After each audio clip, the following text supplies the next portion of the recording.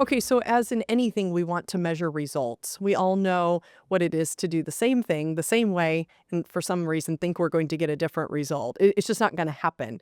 So, how do we know if this is successful? How do you measure this? How do you measure to see if, what you have is impacting? Let's start on the teacher side. How do you measure a positive teacher culture? How do you know if you have it? As a principal, you really know if you have it or not. You have it or not because you hear from different groups and people and you watch it and observe it all year. My biggest thing is I print off the student list as they re-enroll, like right here, Yeah, January, February, they're re-enrolling. I celebrate 100% re-enrollments. And so I'll get great Starbucks idea. gift cards. And in January, the day before re-enrollment ends, any child that's not re-enrolled, the teacher calls the parent. That is the extra. The teacher calls and says, "Oh my goodness, he's having a great year. He's not re-enrolled. I can't imagine him not coming back. I want to see him again next year." Right on down the hallway. Ah, personal contact's Yes. great. What happens is for the one that forgot, oops, and whatever, it cleans you up your re-enrollment.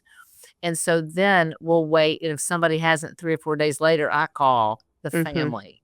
But I go to faculty meeting and I'll go, "Come up here for your, $10 Starbucks gift card. You have 100% re-enrollment." And I just start calling the homeroom teachers and they're like, "Yay, my Starbucks." And so we try to celebrate. And I tell them, I only want to see them not coming back if the kid's moving out of state. You know what I Right, mean? Like right. they're not in our radius. We'll let that one slide. Yeah. So I watch it and we celebrate it. There's always, usually always a correlation with poor classroom, poor re-enrollment. Yeah. And so, it's easy then to have some conversations about it. "Remember I've kinda talked with you about this all year, and this is what parents are saying, and we're seeing a drop off here." Like, families that have always been here aren't coming back.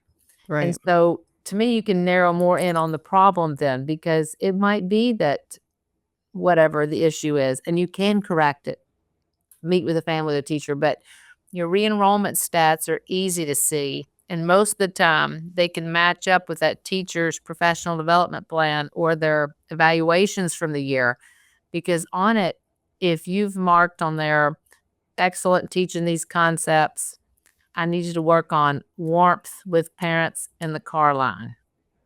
I need you to call one parent a week to" what usually their plan and their in which you've observed is kinda matching up.